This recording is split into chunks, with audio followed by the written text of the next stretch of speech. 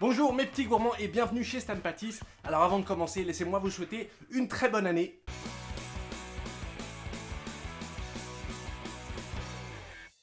Ça va pas mieux toi, hein? Pour ce tout premier tuto 2021, je vous propose qu'on réalise ensemble une recette de galette des rois.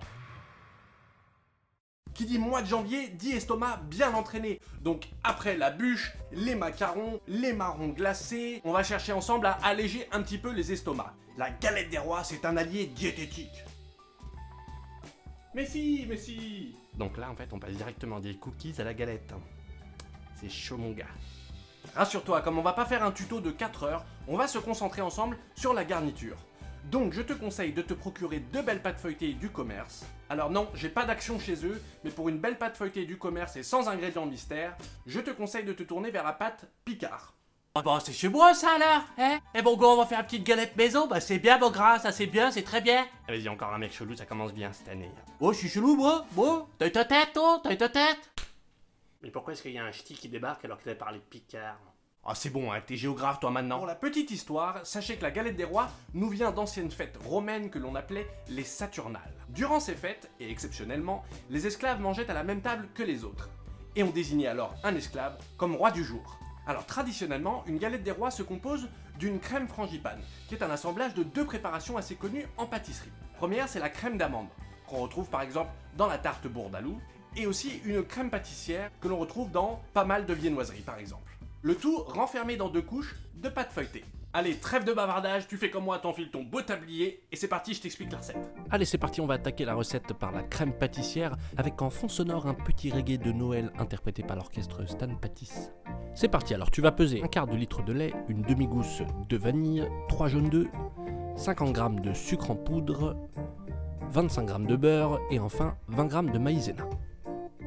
Alors pour faire une bonne crème pâtissière, tu vas commencer par gratter les grains de la gousse de vanille que tu vas mettre directement dans une casserole et tu verses le lait avec. Tu vas maintenant mettre à chauffer tout ça sur feu moyen, l'objectif c'est d'arriver à une ébullition mais pas trop rapide. En attendant que le lait bout, tu vas mettre les 3 jaunes d'œufs que tu mélanges directement avec les 50 g de sucre et puis tu vas blanchir l'appareil en fouettant vivement. Tu continues à fouetter jusqu'à ce que ton appareil est bien blanchi comme tu peux le voir ici sur la vidéo. Tu peux maintenant ajouter la maïzena directement et continuer à bien mélanger au fouet. Quand tu vois que c'est bien homogène et que le lait entre en ébullition, alors tu vas pouvoir le verser sur le mélange précédent à travers une passoire pour enlever les gousses de vanille. Tu remues tout ça avec un fouet toujours et puis ensuite on va faire comme avec la crème anglaise, tu vas replacer ça dans la casserole de cuisson. L'objectif maintenant, c'est de cuire notre crème, donc de la faire s'épaissir. Il faut pour ça la placer sur feu moyen et ne jamais arrêter de remuer, ni même une seule seconde parce que sinon tu vas avoir un dépôt qui va se créer au fond de la casserole et c'est dégueulasse.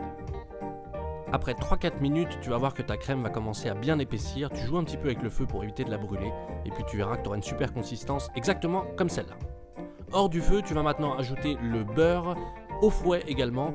L'objectif là c'est de faire une belle émulsion, donc tu mélanges encore une fois de façon bien énergique et c'est la dernière étape pour réussir une super crème pâtissière. C'est prêt, tu débarrasses dans un plat pour que ça refroidisse, mais tu laisses à température ambiante parce qu'on va en avoir besoin pour la suite de la recette. Allez, on passe maintenant à la crème d'amande et pour ça les ingrédients, c'est 60 g de beurre, 60 g de sucre glace et 60 g de poudre d'amande. Il te faut également un œuf entier, 10 g de maïzena, un petit peu de rhum ambré et enfin 100 g de la crème pâtissière que l'on vient de réaliser. Tu vas commencer par travailler le beurre pour lui faire obtenir la texture qu'on appelle pommade, c'est-à-dire que tu l'écrases contre les parois du saladier avec une spatule en bois. Dans un second saladier, tu vas mélanger le sucre glace et la maïzena. Juste un petit coup de fouet pour homogénéiser et puis tu verses ça directement sur le beurre qu'on a travaillé en pommade juste avant. Tu mélanges un petit peu la matière avec ton fouet avant d'y ajouter directement la poudre d'amande. Et obtenir une masse à peu près compacte. Ensuite, tu vas pouvoir ajouter un œuf et là tu mélanges de façon assez énergique avec ton fouet.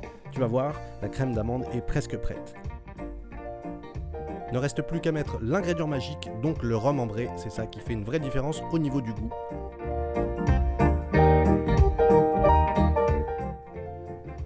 Et pour finir, les 100 g de crème pâtissière qu'on a déjà pesé. Tu mélanges et c'est fini. Et alors quoi, tu vas pas y mettre un peu de bière là-dedans là? Non, mais tu pourras boire du cidre avec si tu veux. Belle site mon gars, mais c'est vraiment une boisson de paix. Tu boiras ce que tu veux avec, mais tu t'arrêtes tout de suite, il y a des enfants qui regardent. Non mais il a totalement craqué celui-là. Allez, on attaque le montage. Donc tu prends la pâte que tu sors du frigo et puis tu vas mettre un petit peu de farine sur ton plan de travail pour étaler ensuite la pâte sur une épaisseur de 3 ou 4 mm. L'objectif avec une des deux pâtes Picard, c'est que tu puisses faire 2 ronds comme on va faire, c'est-à-dire une galette pour 6 personnes. Si tu veux aussi faire une galette pour 12 personnes, alors tu sors tes 2 pâtes directement et tu pourras faire des cercles plus grands. Tu détailles bien à la taille qu'il te faut un cercle, tu enlèves le surplus et tu vas répéter l'opération avec le deuxième cercle. Tu as mis la première pâte sur du papier cuisson et tu vas venir badigeonner juste avec de l'eau les rebords. Ensuite tu poches ta crème frangipane comme un escargot en partant du centre. Tu mets une première rangée et puis après tu peux mettre pour plus de gourmandise un deuxième étage.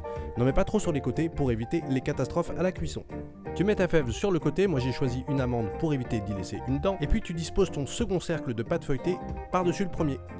Ensuite, tu vas venir appuyer avec tes doigts sur tout le pourtour de la galette. Et enfin, dernière étape, on va chiquer ou chiqueter la pâte. Ça permet de bien faire adhérer les deux pâtes et en plus, c'est joli. Pour donner un côté bien brillant à ma galette, je vais venir la badigeonner avec un œuf entier.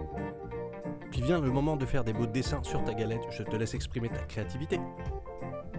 N'oublie pas de faire quelques cheminées sur ta galette, c'est-à-dire quelques trous avec ton couteau. Ça évitera que l'appareil ne s'échappe pendant la cuisson. Ça part maintenant en cuisson pour 20-25 minutes dans un four à 180 degrés. Pendant la cuisson, tu vas faire un sirop pour dorer la galette. Donc tu fais bouillir 30 g de sucre avec 60 g d'eau. Hors du feu, tu peux comme moi ajouter un petit peu de rhum et de la fleur d'oranger.